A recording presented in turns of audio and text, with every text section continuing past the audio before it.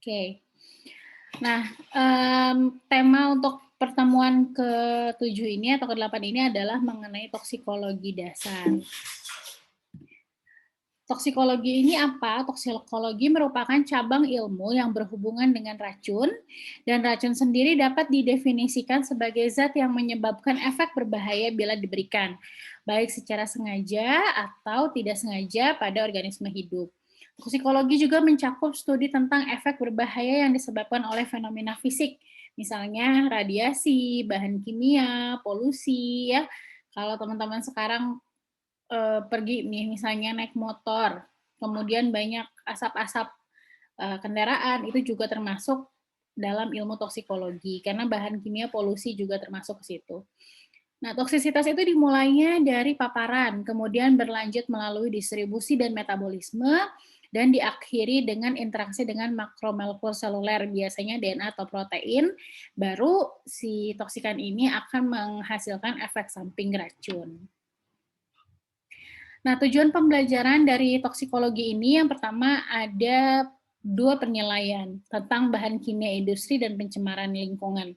Karena kan teman-teman sendiri tahu bahwa sekarang industri itu sudah banyak sekali, industri makanan pun menggunakan bahan kimia, industri bahan kimia, kemudian industri-industri obat itu juga menggunakan bahan kimia. Dan akhirnya bagaimana si zat-zat tersebut harus dipecah, dihancurkan.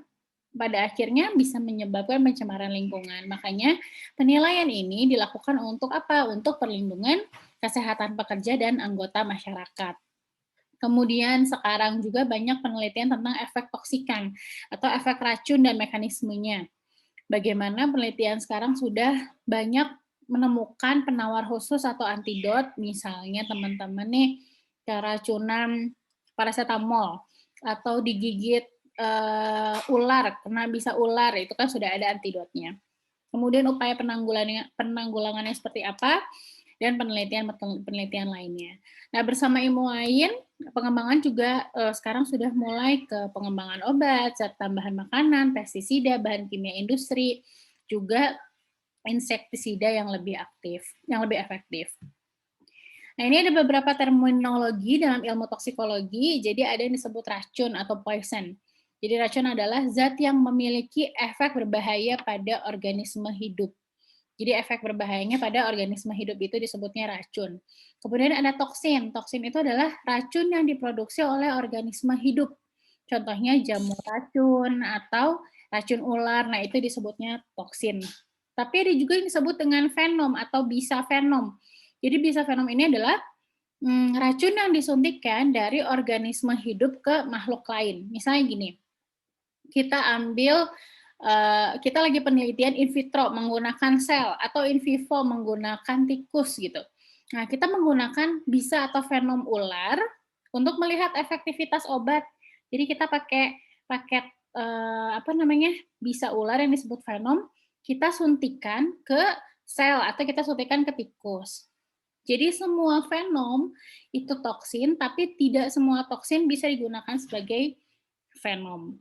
Nah, kemudian ada toksikan. Toksikan itu adalah produk buatan manusia, produk buatan yang dipaparkan ke lingkungan karena aktivitas manusia. Contohnya tadi produk limbah industri, ada pestisida, ya, itu disebutnya toksikan. Sedangkan xenobiotik adalah zat asing yang secara alami tidak terdapat dalam tubuh manusia. Contohnya obat-obatan, insektisida, zat kimia gitu. Nah, ini yang disebut xenobiotik. Dan kedepannya di terminologi kuliah hari ini kita akan banyak menggunakan kalimat xenobiotik. Artinya zat asing yang tidak ada secara alami dalam tubuh. Kemudian ada yang disebut dengan toksisitas. Jadi toksisitas itu adalah kapasitas zat untuk menyebabkan kerusakan pada organisme hidup. Misalnya seberapa banyak sih zat itu bisa menyebabkan kerusakan. Itu disebutnya toksisitas. Kemudian ada dosis. Dosis itu adalah jumlah bahan kimia yang diberikan, biasanya dinyatakan per unit berat badan. Nah, nanti juga ada di sini ada dosis mematikan atau LD50. Kita akan bahas ya pertemuan minggu depan. Kemudian ada efek samping, ada toksinnya, ada efek toksik. Nah, yang paling penting adalah kita akan membahas toksodinamik dan toksokinetik. Toksodinamik itu sebenarnya sama kayak farmakodinamik dan farmakokinetik. Kalau di sini toksodinamik itu adalah studi mekanisme biokimia dan fisiologis aksi toksikan pada molekul target yang terkena dan jaringan. Jadi, apa yang dapat dilakukan racun pada tubuh? Kalau kinetik, bagaimana tubuh menangani racun. Nah, dua hal ini yang paling penting dalam ilmu toksikologi. Nah, kedudukan toksikologi sendiri ini berkaitan dengan banyak ilmu lain, bukan hanya ternyata patologi saja, tapi ada biologi, kimia, matematika, farmakologi, imunologi, ya, patologi, fisiologi, kesehatan masyarakat. Nah, sebenarnya ada nggak dampak negatifnya? Tentunya toksikologi lari ke toksikologi lingkungan. Sekarang pencemaran udara di mana-mana. Kemudian bukan hanya udara sih, pencemaran air, ya pencemaran laut, sekarang plastik di mana-mana itu termasuk dalam toksikologi, akumulasi pencemaran sehingga mempengaruhi juga kesehatan lingkungan kerja. Tapi toksikologi ada manfaatnya enggak? Oh, ada ternyata dari sisi ekonomi, di mana industri-industri, mungkin banyak peneliti-peneliti melakukan pengembangan obat, zat tambahan pada makanan, gimana caranya misalnya ada suatu makanan yang kemungkinan bisa menyebabkan keracunan, misalnya racun, akhirnya diolah sedemikian rupa, ditambahkan zat tambahan supaya makanan tersebut menjadi tidak beracun. Kemudian ada pestisida juga. Nah, kemudian ada juga yang ketiga, keuntungannya adalah di forensik. Jadi ada yang disebut dengan aspek mediko-legal. Contohnya kalau teman-teman mengikuti kasus hukum tentang kemarin ya, kasus Mirna Salihin yang dia keracunan kopi yang isinya ada sianida. Nah, ini adalah salah satu tugasnya toksikologi forensik, di mana kok bisa ya ada seseorang meninggal mendadak, kayak langsung meninggal, karena mulutnya berbusa, pas dilihat ternyata dilihat nih dari aspek mediko-legal, ada nggak sih upaya pembunuhan misalnya. Ternyata ketika dilakukan studi forensik, dilihat di lambungnya ada cairan sianida. Akhirnya terdiagnosis dengan sianida sekian banyak, akhirnya menimbulkan kematian. Nah, itu masuknya ke toksikologi forensik sampai ke diagnosis. Nah, tapi kalau misalnya dalam kasusnya Mirna Salihin kemarin kan korbannya meninggal. Nah, ada yang misalnya terapi, misalnya ada orang yang berusaha melakukan percobaan pembunuhan dengan cara minum Baygon misalnya. Tapi minum Baygonnya nggak sampai meninggal gitu. Keracunannya misalnya dia minumnya sebotol gitu. Cuma sebotol. Belum menyebabkan kematian. Nah, akhirnya harus dilakukan terapi penyembuhan. Itu nanti dikasih antidot untuk terapi keracunan Baygon. Nah, ini masuknya ke toksikologi forensik. Nah, sejarahnya jadi sebenarnya pada abad 16 ada seorang ilmuwan namanya Paracelsus, dia mengatakan bahwa tidak ada zat yang dengan sendirinya bersifat racun. Dosislah yang membuat suatu zat menjadi racun. Jadi yang membedakan antara khususnya obat dengan racun itu dilihat dari dosis. Contoh paracetamol. Kalau teman-teman sakit kepala nih, diminum 3 kali 500 mg, sakit kepalanya sembuh. Tapi kalau pada satu hari, teman-teman nih, dosis maksimal paracetamol itu kalau nggak salah 6.000 mg. Ya, maksimal 2.000 atau 3.000, 2.000 sampai 6.000. Kalau lebih dari 6.000 mg, itu akan menyebabkan keracunan. Nah, itu yang disebut keracunan paracetamol. Jadi ada hubungannya antara dosis respon, dosis yang menyebabkan respon kita baik jadi sembuh, dan hubungannya dengan indeks terapeutik. Indeks terapeutik itu adalah berapa rentang yang dibutuhkan suatu zat untuk terapi kepada pasien. Nah, kemudian di tahun 1533 ada yang disebut dibawa oleh Burgos. Burgos itu bilang dia menemukan pada saat itu ada para pekerja yang keracunan kronik arsen dan merkuri. Pekerjanya itu banyak yang kemudian meninggal, disertai dengan edema atau bengkak di seluruh tubuh, merah-merah badannya, kemudian efek samping terparahnya ada yang terkena hepatotoksik atau kerusakan pada hati. Nah, ini baru dilihat, oh ternyata para pekerja ini keracunan arsen dan merkuri. Nah, sejak tahun 1533 ini muncullah toksikologi kerja. Kemudian di tahun 1814 itu ditemukan lagi oleh Matteo Orvella bagaimana hubungan sistematik antara informasi kimia dan biologi tentang racun. Bagaimana metode untuk mendeteksi racun. Kemudian dihubungkan dengan si analisis kimia ini bisa digunakan sebagai bukti hukum pada kasus kematian akibat keracunan. Nah, ini cikal bakal toksikologi forensik. Nah, perkembangan saat ini seperti apa? Sekarang masyarakat sudah semakin modern. Produksi dan bahan kimia sudah dalam jumlah besar. Dan manusia sendiri, orang sudah banyak bersentuhan dengan bahan kimia secara langsung. Contohnya yang paling sederhana yang di rumah ya. Saya nggak nyebut merek, tapi ini yang saya tahu. Wipol, Baygon, kemudian sekarang karena orang berlomba-lomba untuk membuat hand sanitizer sendiri, banyak yang order alkohol, etanol, ya. Belum lagi pestisida dan juga obat-obatan. Nah, salah satunya kalau teman-teman ingat ada beberapa bulan lalu kayaknya ada kasus artis nih, dia tidak sakit tapi kemudian polisi menemukan dia punya Xanax. Xanax itu alprazolam atau dia itu psikotropik. Itu artinya apa? Penyalahgunaan obat-obatan yang seharusnya dia tidak boleh mengkonsumsi psikotropik gitu buat untuk kesehatan atau untuk alasan medis, tapi dia pakai. Makanya akhirnya si artis tersebut akhirnya kena pidana dan dipenjara. Nah, itu adalah salah satunya penyalahgunaan obat-obatan. Ada juga kasus orang sengaja memberi air keras ya, kalau teman-teman tahu sampai disiram. Oh, waktu itu Novel Baswedan, mungkin teman-teman tahu itu kasusnya. Jadi dengan mudahnya si pelaku ini membeli obat keras, kemudian akhirnya bisa mencelakai orang. Nah, ini salah satunya penyalahgunaan dalam bahan-bahan kimia. Nah, oleh karena itu diperlukanlah program penelitian atau pengujian toksisitas sebagai sistem penilaian yang berlapis. Nah, racun sendiri ada klasifikasinya, ada berdasarkan sumber, itu bisa dari toksin tanaman, contohnya tadi dari jamur beracun, atau teman-teman pernah tahu ini nggak, bunga trompet. Jadi bunga trompet itu juga ternyata memiliki toksin beracun. Jadi kalau misalnya dikonsumsi oleh kita, itu secara langsung dia akan menimbulkan shock anafilaksis, sehingga menyebabkan susah bernafas, dan akhirnya menyebabkan kematian. Kemudian ada toksin hewan, contohnya racun serangga, racun mungkin sengatan lebah, yaitu dari toksin hewan. Ada juga toksin lingkungan di air, di tanah, di udara. Dan untuk berdasarkan senyawa, ada senyawa organik, logam berat, racun gas, misalnya kayak karbon monoksida, kemudian tadi arsen, merkuri, ya.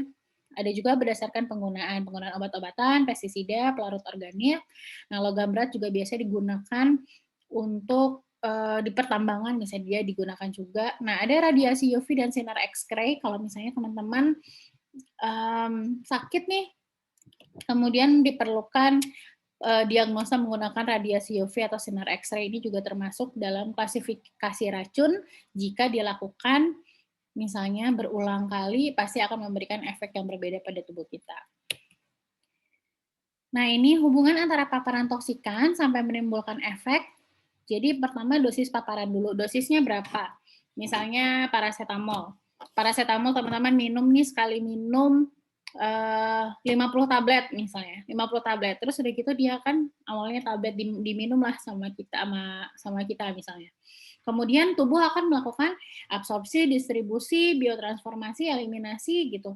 Nah, apalagi yang dari awal dari absorpsi, si paracetamol ini kan setelah diabsorpsi kemudian didistribusi ke seluruh tubuh. Masuklah dia ke senyawa di tempat aksi target, misalnya apakah dia masuknya ke sel langsung, ataukah di sel langsung itu akan masuk merusak jaringan atau merusak organ atau tidak. Nah, kalau misalnya tadi dosis paparannya ternyata tinggi sekali, bagaimana caranya dia bisa menimbulkan efek toksik?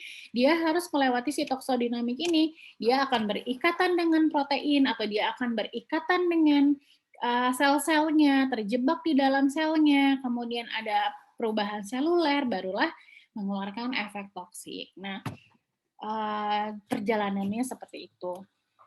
Nah, jadi secara rangkaian fase kerja toksiknya itu yang pertama ada fase eksposisi, jadi paparan dulu, kemudian fase toksokinetik, fase toksodinamik, barulah terlihat adanya efek samping. Nah, kita lihat fase eksposisi. Jadi fase eksposisi itu dari mana sih racun itu bisa masuk ke dalam tubuh kita?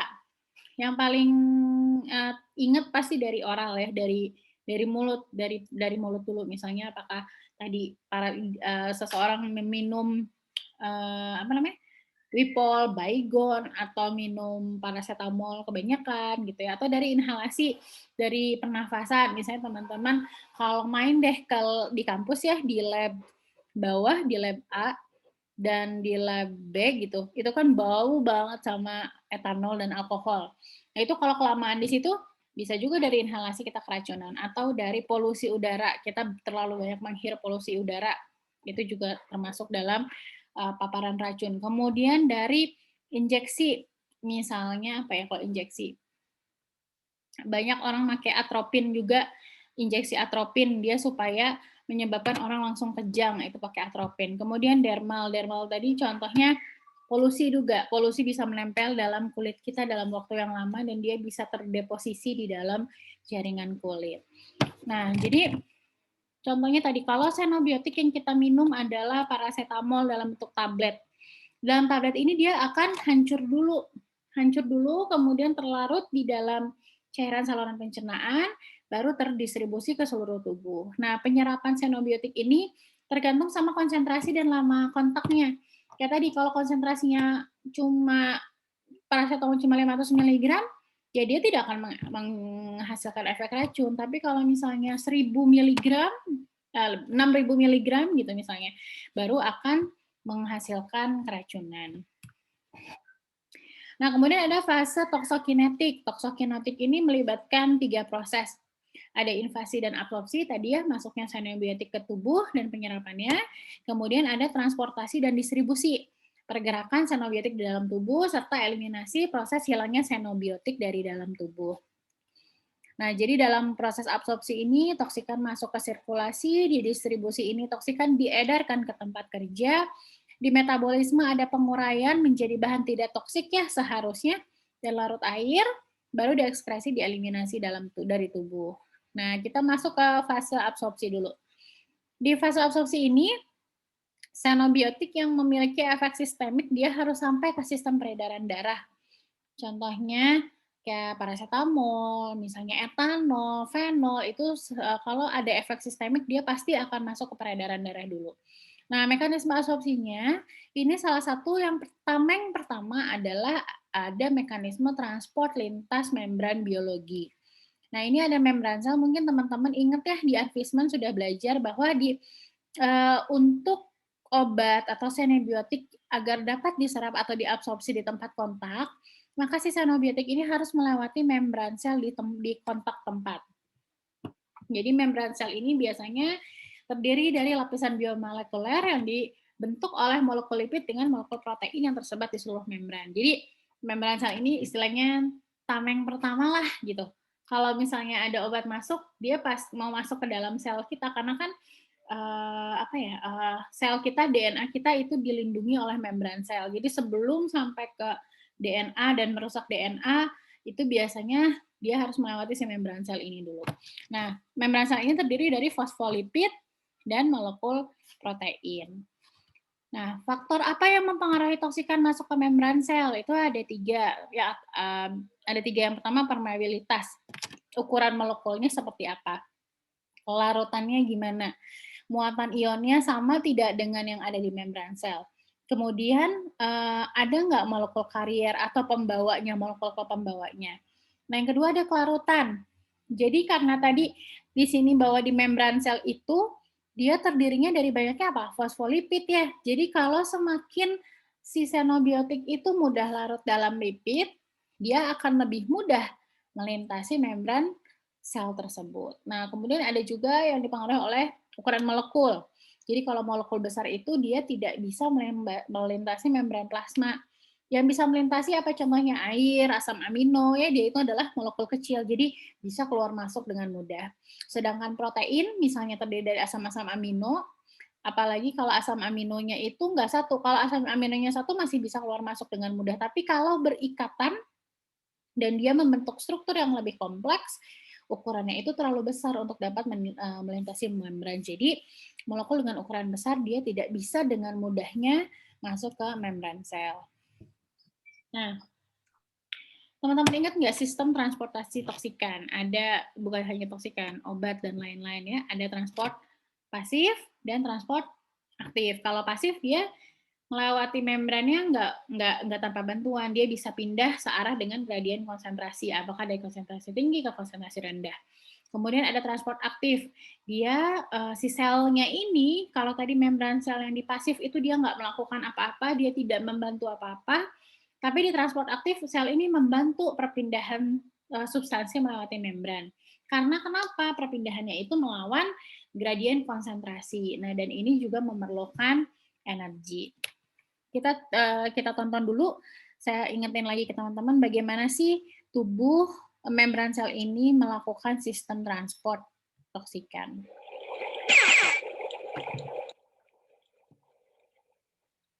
The plasma membrane regulates the passage of molecules into and out of the cell. It's capable of carrying out this function because it's selectively permeable, meaning that it allows certain substances to pass while preventing others. Basically, substances enter the cell in one of three ways: passive transport, active transport, or bulk transport. Let's look at each of these in turn. Passive transport is the movement of substances into or out of a cell without the expenditure of energy by the cell. One form of passive transport is diffusion. During diffusion, molecules move across a membrane from an area of high concentration to an area of low concentration. The molecules are therefore said to be moving down a concentration gradient. This continues until equilibrium is reached and the molecules are distributed equally. Another form of passive transport is facilitated diffusion. Facilitated diffusion occurs when an ion or molecule diffuses across a membrane faster than expected, either by way of a specific channel protein or with the assistance of carrier proteins that change shape as they pass through. The diffusion of water across a membrane, or osmosis, is another example of passive transport. In many cases, specialized proteins called aquaporins allow for the more rapid transport of water molecules. The second type of transport, active transport, requires the input of energy in the form of ATP. The proteins that conduct this form of transport are often called pumps because they force molecules or ions to move from an area of low concentration to an area of high concentration. This is commonly referred to as up or against the concentration gradient. One of the more common examples is the sodium-potassium pump, which moves sodium ions back out of the cell and potassium ions into the cell. Notice that the sodium-potassium pump undergoes a change in shape that allows it to combine alternately with sodium ions and potassium ions. The third type of transport, bulk transport, is used for molecules that are too large to be moved by transport proteins. Nah, kalau ini bulk transport nggak saya cantumkan ya di PowerPoint karena ini sebenarnya mekanisme yang berbeda. Jadi kalau misalnya di bulk transport ini contohnya zat asing yang sangat besar, contohnya tadi bakteri. Bakteri itu dia tidak akan bisa masuk dengan sendirinya karena dia tidak punya muatan ion ya, dia tidak punya carrier molekul. Jadi akhirnya yang dilakukan membran sel dalam tubuh kita adalah melakukan yang namanya fagositosis. Jadi contohnya bakteri. Bakteri ini nih, kalau misalnya teman-teman lihat, jadi yang dilakukan sel itu dia tidak melewati membran, tapi justru membran sel itu mengelilingi si bakteri ini, menyelubungi, kemudian akhirnya masuk ke dalam sel, ke dalam nukleus ini. Nah, di dalam sel akhirnya diapakan? Difagositosis atau dibunuh oleh sel-sel darah putih kita, oleh makrofag ya, baru akhirnya dia akan tereliminasi dalam tubuh. Ada yang disebut juga namanya pinositosis. Kalau pinositosis itu misalnya dari liquid, misalnya apa ya yang molekulnya besar? Liquid atau dalam bentuk logam berat itu juga bisa masuk di sini di pinositosis. Sistemnya sama kayak fagositosis. Dia akan diselubungi dulu oleh membran sel, baru dia akan dilakukan penghancuran dan eliminasi. Nah, ada juga yang disebut reseptor mediated endositosis. Nah, ini juga bisa juga pada contohnya logam berat, karena logam berat itu biasanya dia mempunyai muatan yang dia bisa berikatan dengan reseptor-reseptor yang ada di dalam sel membran itu sendiri. Nah, ketika di reseptor ini dia berikatan dengan sel reseptor, barulah dia akan sama sih endingnya dia membentuk berikatan, dia akan melakukan endositosis lagi. Nah, kayak gini baru dieliminasi oleh tubuh. Seperti itu. Nah, jadi transport pasif tadi ya udah dibahas. Kalau udah teman-teman lihat, jadi difusi perpindahan dari konsentrasi tinggi ke konsentrasi rendah. Contohnya, pas teman-teman menarik nafas, alveolus akan mengembang dan oksigen akan masuk ke dalam paru-paru. Itu contoh difusi. Kemudian ada difusi terfasilitasi, dia dibantu oleh protein transport. Tapi masih sama, dia masih difusi, masih dari konsentrasi tinggi ke konsentrasi rendah. Contohnya proses penyerapan glukosa, galaktosa, dan fruktosa pada jonjol usus halus. Kemudian ada osmosis. Kalau osmosis itu dari yang lebih encer ke yang lebih pekat ya. Itu contohnya penyerapan pertahanan glukosa dan garam di dalam tubuh itu melalui proses osmosis. Jadi ada namanya filtrasi osmotik untuk mencegah kerusakan sel. Nah, ada juga filtrasi. Kalau filtrasi itu pemisahan campuran yang didasarkan pada perbedaan ukuran partikel terlarut. Kalau filtrasi ini paling banyak dilakukan oleh ginjal.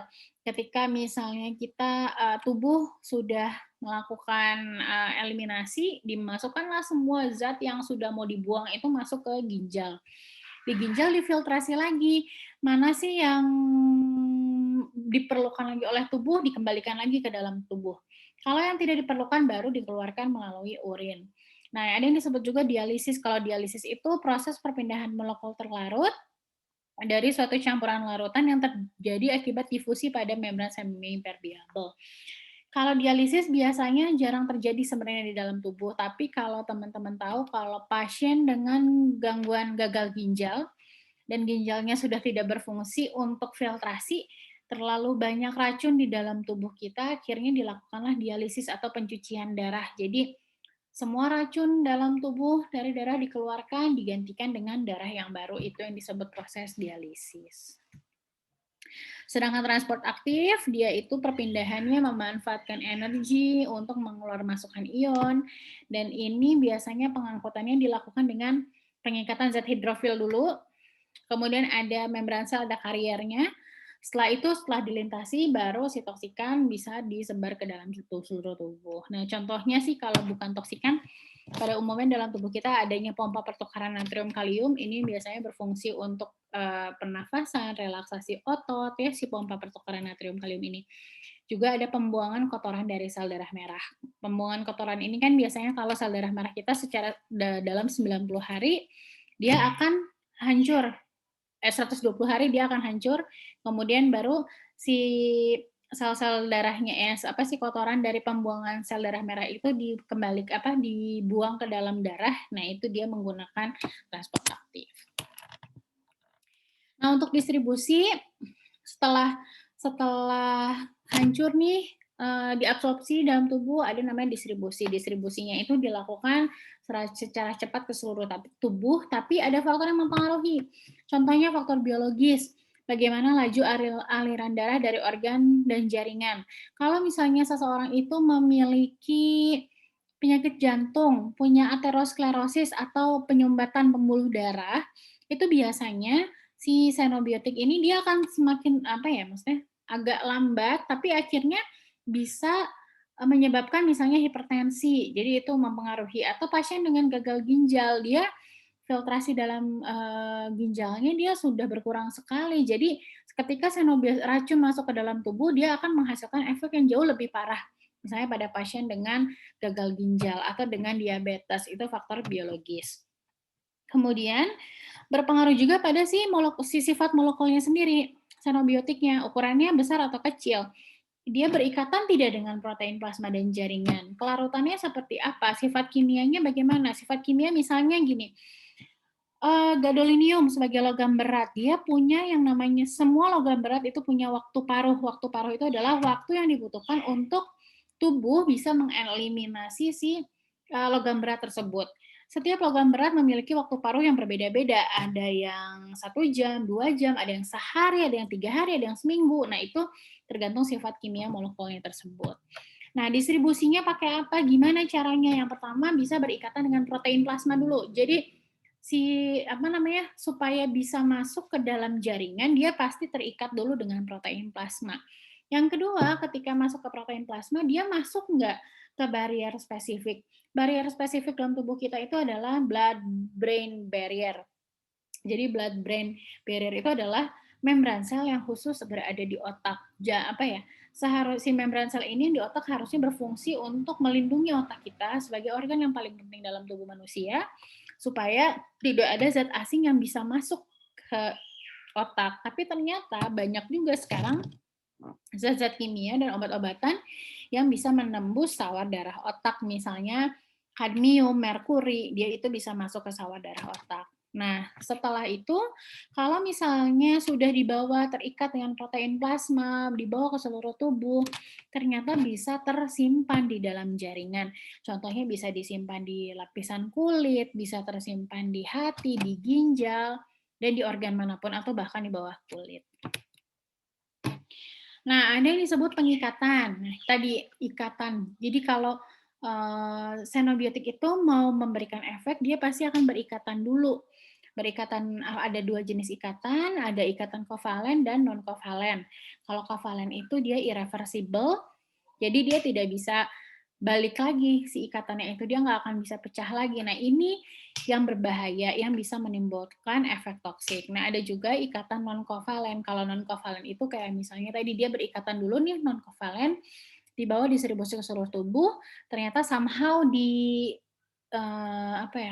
ginjal atau di hati dia dikeluarkan untuk dieliminasi oleh tubuh. Nah, itu ikatan non-kovalen. Nah, tadi ya kalau protein plasma dia bersifatnya reversible, jadi bisa terlepas lagi dan akhirnya dieliminasi oleh tubuh. Nah, ini adalah eliminasi. Nah, eliminasi juga ada namanya reaksi biotransformasi tadi di metabolisme. Ada juga setelah dilakukan biotransformasi, baru diekskresi melalui ginjal, bisa empedu, saluran pencernaan, dan jalur ekskresi lainnya. Apakah kelenjar keringat, kelenjar mamai, kelenjar ludah, paru-paru, itu bisa dilakukan ekskresi. Nah, untuk metabolisme sendiri, jadi misalnya racun itu pasti dia akan dimetabolisme dulu, akan dibuat menjadi tidak toksik dulu oleh tubuh melalui 2 mekanisme utama, ada oksidasi reduksi hidrolisis, ada produksi suatu senyawa melalui konjugasi toksikan. Contohnya misalnya phenytoin, struktur phenytoin itu dia memiliki struktur fenol. Di sini ada dioksidasi ditambahkan oksigen, kemudian jadi si phenytoin ini tidak akan menyebabkan keracunan. Atau direduksi si phenytoin ini ikatan fenolnya diambil, jadi dia juga tidak akan berfungsi lagi untuk melakukan menghasilkan efek racun lagi. Ada hidrolisis penambahan air. Nah, kalau misalnya reaksi fase 1 sudah terlewati, adalah reaksi fase 2. Jadi, produksi suatu senyawa melalui konjugasi toksikan atau metabolit dengan suatu metabolit endogen. Contohnya, misalnya di dalam kaktus ya, misalnya ada seseorang nggak sengaja mengkonsumsi kaktus atau ada tanaman herbal, dia ada alkaloidnya. Ketika diminum sama kita dikonsumsi, si alkaloid itu bentuk alkaloid, tapi alkaloid itu punya metabolit kecil-kecilnya yang kita nggak tahu apakah metabolit itu beracun atau tidak. Akhirnya mungkin alkaloid struktur yang tidak beracun ini akhirnya bisa berikatan dengan metabolit endogen kita. Jadi ada ikatan konjugasi di reaksi fase 2. Nah, apakah nanti ikatan konjugasinya dapat distribusi termetabolisme ke dalam tubuh, mau dibuang, bisa dibuang melalui hati atau ginjal, atau justru bisa terjadi deposisi atau deposisi atau apa namanya tersimpan di dalam jaringan. Jadi ini ada 2 reaksi metabolisme. Nah, toxokinetik sudah selesai nih, endingnya adalah eliminasi ya. Jadi tubuh sudah si racun sudah terabsorpsi, terdistribusi, kemudian dimetabolisme oleh tubuh, oleh hati, dirubah menjadi toksik yang tidak beracun lagi, kemudian dieliminasi. Tapi kalau misalnya ada yang misalnya tersimpan di dalam jaringan atau tubuh, ini masuk ke dalam fase toksodinamik. Apa sih yang dilakukan? Apa efek racun dalam tubuh? Nah, racun itu satu bisa berinteraksi dengan sistem enzim.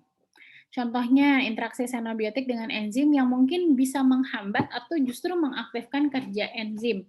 Contohnya dari organofosfat, itu bisa dari zat-zat kimia, bisa dari misalnya minuman herbal, itu ada namanya organofosfat, itu dia bisa menginhibisi asetilkolinesterase. Nanti kita bahas di slide selanjutnya. Kemudian ada inhibisi pada transfer oksigen karena gangguan hemoglobin. Contohnya keracunan karbon monoksida. Kalau teman-teman keracunan polusi gitu ya, terus tiba-tiba jadi suka, kok sesak nafas ya, kok kayaknya ada berat gitu nafas. Nah ini ternyata si karbon monoksida itu dia mengganggu transport oksigen pada hemoglobin. Karena pada dasarnya kan yang membawa oksigen itu hemoglobin. Hemoglobin dia akan berikatan dengan oksigen, akhirnya didistribusi ke seluruh tubuh. Tapi ketika ada karbon monoksida, justru si hemoglobin ini dia akan berikatan dengan karbon monoksida. Jadi yang ke bawah adalah karbon monoksida. Tubuh kita kekurangan oksigen. Ada juga interaksi dengan fungsi sel umum. Contohnya atropin. Atropin itu dia memblok reseptor kolinergik pada postganglion parasimpatik. Itu akhirnya kalau atropin kita dikasih atropin berlebihan, akhirnya kita jadi kejang. Otot kita sel-sel otot kita jadi mengkerut. Jadi kita ada kejang. Nah, ada juga efek halusinogen dari meskalin. Meskalin ini biasanya dari tanaman-tanaman herbal yang sebenarnya tidak bisa dikonsumsi. Paling sering dari mana ya? Dari kaktus.